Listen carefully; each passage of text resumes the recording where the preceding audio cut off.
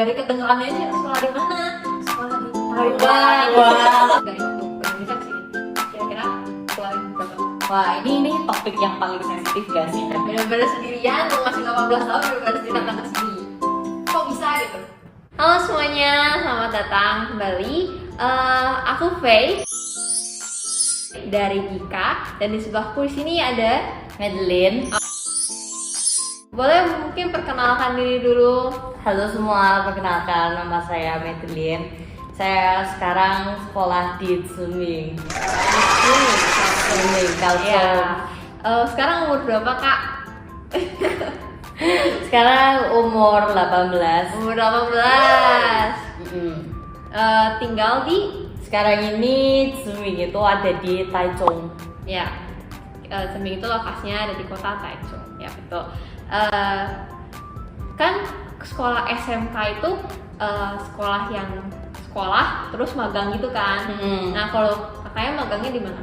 Aku kebetulan magang di McD, Maitang Lao. Maita. Sama kita satu sekolah, ini kita juga ada di sekolah kita, di kelas kita. Kita sama-sama sekolah di Ziming Kaohsiung. Kita sama-sama kelas 2, juga di jurusan yang sama juga. Jurusan apa nih? Iya, kita sama-sama di jurusan Chanike di restoran manajemen. Ya, terus kita ya karena kita barengan kita di kota Taichung. Ya.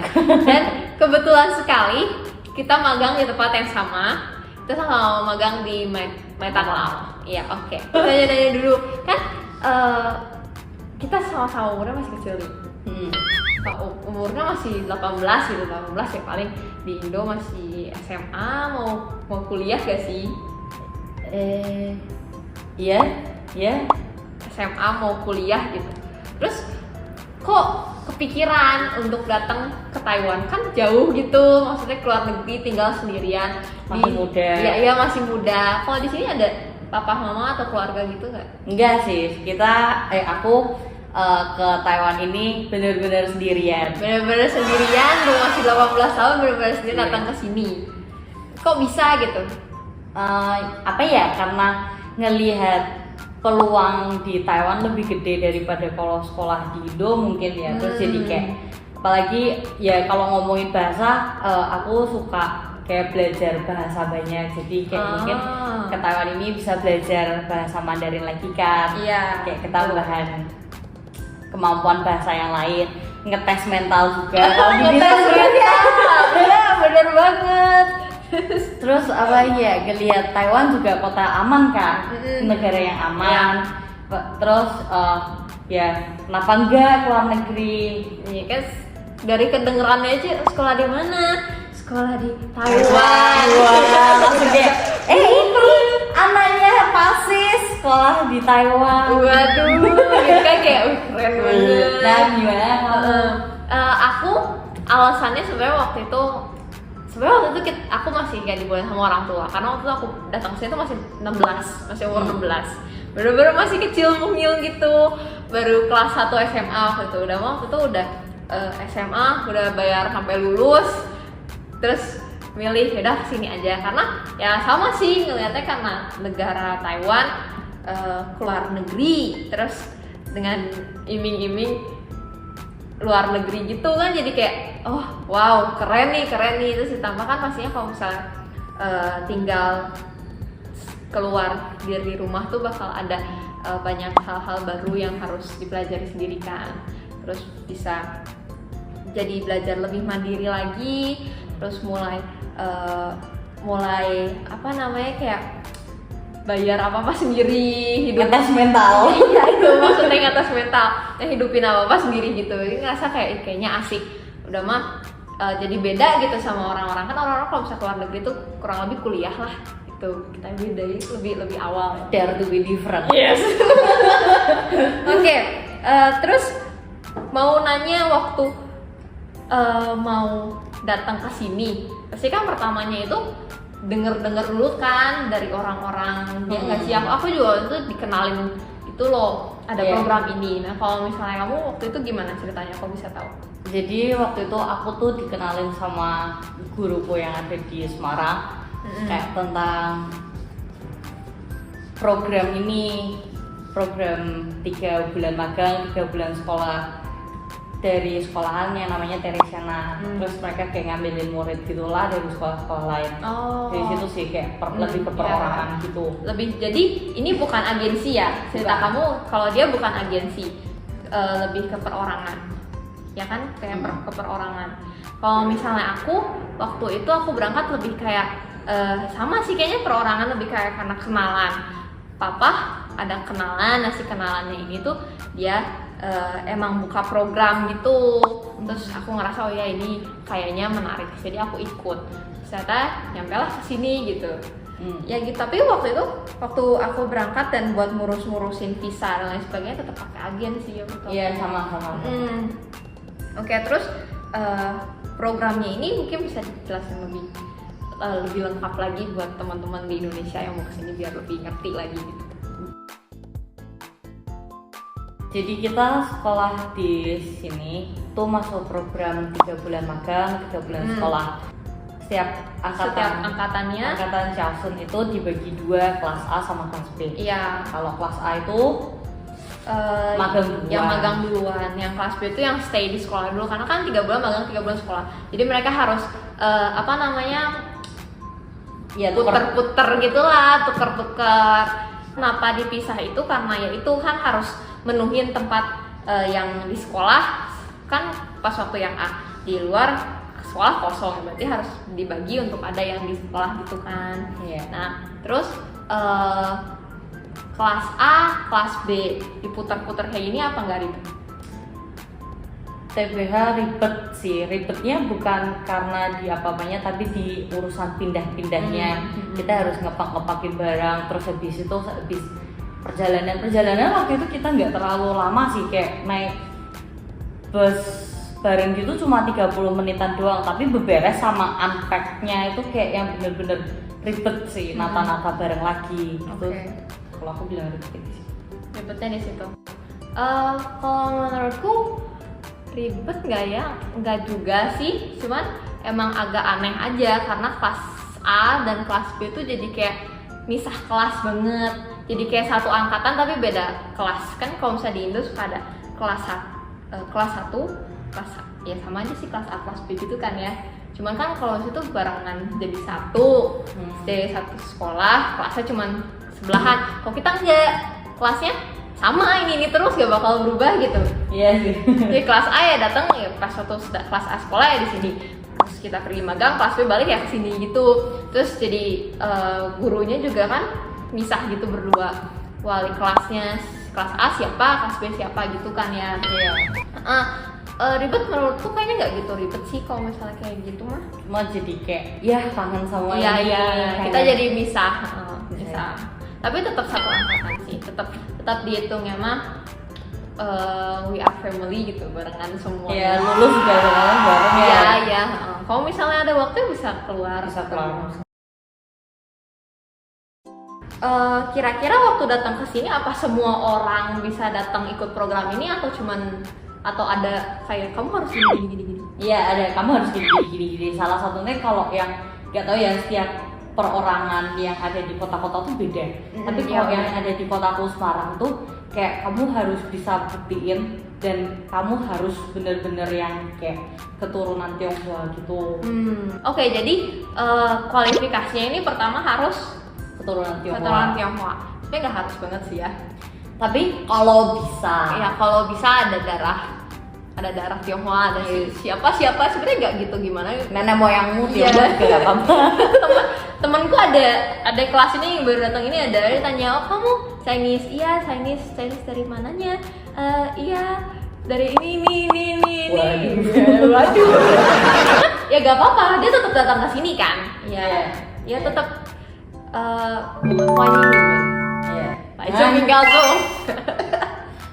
Oke, selain merupakan keturunan Tionghoa, kira-kira apa lagi?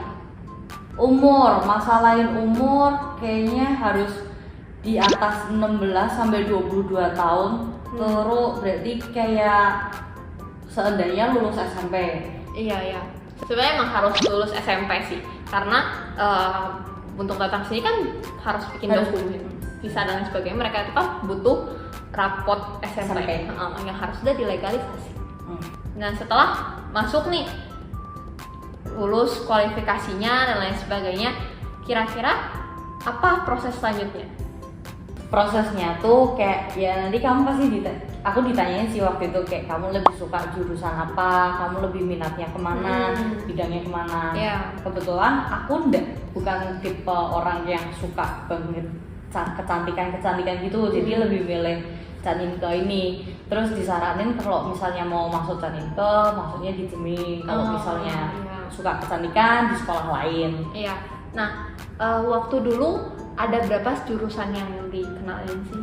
Banyak sih, ya 3, tapi yang kayak bener-bener dikasih pusat itu jurusan kecantikan sama Caninke ini, Tata Boga. Tapi Tata Boga ya lebih kayak restoran manajemen sih ya. Iya. Waktu itu setauku di programku ya, waktu itu kita dikasih beberapa jurusan itu, dan emang sih yang paling ngetop tuh restoran manajemen. Setelah restoran manajemen tuh ada kecantikan, habis kecantikan ada IT, terus habis itu ada pariwisata dan lain sebagainya. Cuman kalau di Ceming ini sih, waktu pas tahun aku datang ke sini, mereka karena baru ya, kita tuh angkatan pertama banget di Ceming. Karena baru, mereka cuman ngebuka untuk restoran manajemen doang, Caninke ya gitu.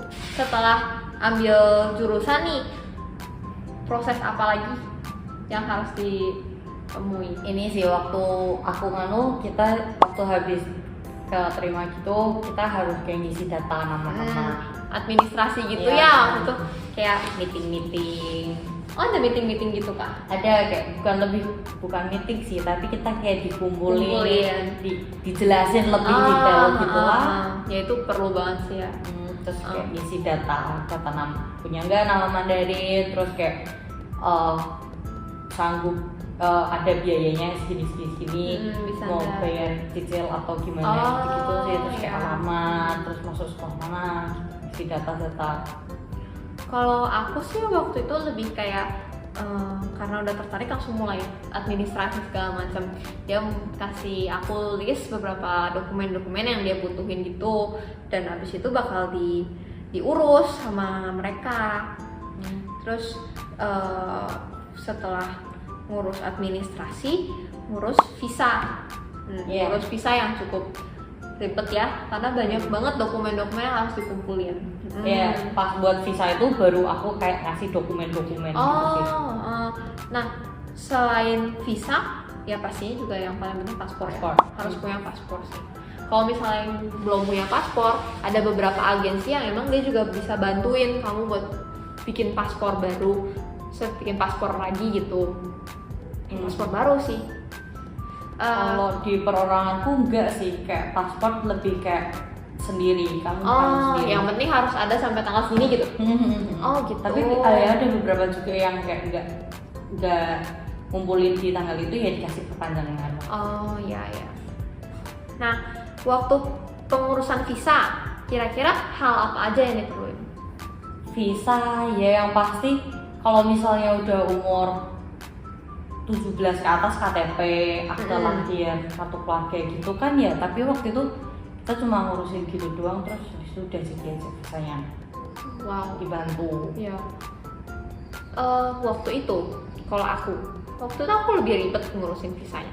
Soalnya kan karena kita pakai agensi lain gitu loh, di orang-orang yang sebenarnya kita nggak gitu kenal, dari organisasi itu kita nggak gitu kenal sama mereka. Waktu itu sih yang pasti harus ada adalah ijazah SMP sama raport SMP, tapi itu harus jadi legalisasi. Ya bisa kamu udah lama banget nggak ke sekolah, misalnya udah lulus kuliah, terus kamu tuh harus balik ke SMP buat minta tanda tangan gitu. Setiap lembar tuh ditanda tangan sama dicap. Waktu itu aku gitu, kamu gitu nggak? Waktu itu aku ijazah raport-raport gitu buat daftar ke sekolah sih, bukan buat visa sih. Iya. Oh iya, waktu itu aku dua kali bikin kayak begituan. Tapi karena udah delegasi, aku cuma ngeprint doang gitu loh. Waktu itu aku buat ngedaftarin ke sekolah sama buat visa. Aku udah nggak sih buat visa. Nah waktu nganu juga kita rapot itu harus di ini kan di translate dulu. Oh iya ya. Nah kalau saya itu aku waktu pas masuk administrasi sih, lebih masuk administrasi gitu. Oh iya sama-sama. Terus juga ada yang pasti fotokopi KK, kartu keluarga, fotokopi kartu keluarga.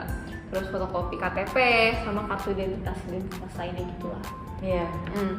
Dan kalau misalnya udah punya paspor, fotokopi paspor juga itu perlu. Sama yang kalau misalnya nih administrasinya selesai, ngurus-ngurusin apa-apa selesai, terus sama sekolah udah diterima, oke kamu diterima, welcome. Mereka bagi ke kamu satu suratnya itu aku bentuknya PDF. Satu surat yang menunjukkan kalau kamu diterima di sekolah ini. Nah dari surat itulah baru bisa ngajuin visa student. Tapi visa kita residen. Iya. Oh iya ya. Karena waktu itu kita masuk ini. Karena waktu itu waktu pandemi. Oh enggak. Kenapa kita visa residen? Soalnya kita di sini juga magang kerja. Jadi kalau student ya belajar doang. Iya kan? Iya. Aku dikasih tahunnya gara-gara ini ya. Oh. Aku dikasih tahu gara-gara ini. Ya pokoknya ya begitulah karena kita beda agensi itu pasti beda cerita-ceritanya ya. Iya. Beda agensi, beda orang juga beda kan, orang, gitu, iya. Terus kita jadi ya pasti beda cerita gibah-gibahannya dia, gibah-gibahan aku pasti ada tuh pas kita nyampe di sini semua tuh pas kayak kamu waktu itu gini ya? Enggak. Lah, kamu gini. Iya. Ya itu begini. Itu udah bener-bener kok orang lain gini. Ada beberapa orang teman-teman kita yang kamu bayar berapa waktu sini? Sekian juta. Hah? Murah banget. Murah banget. Gua segini. Iya. Ada gak ada apa sih? Ada. Selain dokumen-dokumen di atas juga ada yang paling penting juga, dan ini yang pasti ada ceritanya gitu. Medical check up. Iya. Waktu itu gimana? Coba ceritain medical check up-nya. Medical check up waktu itu kebetulan dapat kayak perorangannya ini langsung ngasih rujukan ke klinik gitu ya, klinik buat medical check up gitu ke beberapa, terus habis itu dikasih tahu mana aja orangnya, namanya ini di sini, yang ini di sini. Ya. Oh, jadi kamu udah di list gitu? Udah ada listnya. Perginya ke rumah sakit yang ini. Emang nggak semua rumah sakit bisa kita datengin buat check up itu, karena hanya rumah sakit yang kualifikasinya udah lulus sama Taiwan. Tuh, jadi baru kita bisa karena aku mau daftar medical check up buat nanti ke sekolah ke Taiwan. Oh iya yang SMK ya, iya. Jadi bakal ada prosedur yang berbeda gitu. Nah, terus kira-kira apa aja nih yang harus disiapin pas waktu MCU medical check up? Nomor 1 yang paling penting, uang. Karena medical check up enggak yang kayak cuma 50.000, 100.000, 200.000 enggak, tapi kayak bener-bener hampir 1 jutaan lah. Iya, emang medical check up-nya ini serius ya. Iya. Terus kayak emang dia menyangkut banyak banget, nggak cuman oh ini hidungnya suka ingusan gitu, nggak, kayak bener-bener di dalam darahnya ada gini. Iya, waktu itu juga aku sampai tes. Iya, emang itu perlu. Gitu-gitulah. Terus ditanya-tanyain sama dokter, rokok enggak, narkoba enggak, iya. gitu kan. Oke, jadi selain uang, yang kedua adalah waktu malamnya tuh puasa. Kamu waktu puasa nggak? Iya, malamnya harus puasa. Soalnya kalau misalnya kita makan nanti di kadar darahnya bakal beda gitulah. Iya. Terus deh gitu, sama waktu aku baca yang paling penting adalah jangan pas lagi mens. Iya, di pipisnya ada darah, terus kayak pasti hormonnya jadi beda. Jadi kalau dicek apa-apa pasti kayak ada perbedaan dari normal. Dan juga tidak dalam kondisi di bawah pengaruh obat-obatan. Oke, kurang lebih nih semuanya dari waktu ke Indonesia ke sini. Kira-kira keluarin berapa? Wah, ini topik yang paling sensitif gak sih? Kalau ngomongin tentang uang pasti sensitif. Iya. Waktu itu karena aku udah ada paspor, jadi aku kayak keluar uang. Enggak aku ya, orang tua aku kayak keluar uang. Kira-kira ya 10 juta sampai 10,5. Tapi kalau yang nggak punya paspor kira-kira 11 jutaan. Oh, karena mereka harus bantuin buat paspor dari nol gitu ya. Oh, kalau misalnya aku waktu kayaknya juga nggak sampai di atas 10 juta sih. Ya, karena kurang lebih 3 juta buat administrasi, terus 2 jutaan buat visa kalau nggak salah, terus itu tiket pesawat sisanya. Oh iya, tiket pesawat udah include juga. Ya kan? udah input. Oke, ini udah mulai kan ya? Udah. Udah terlihat cantik.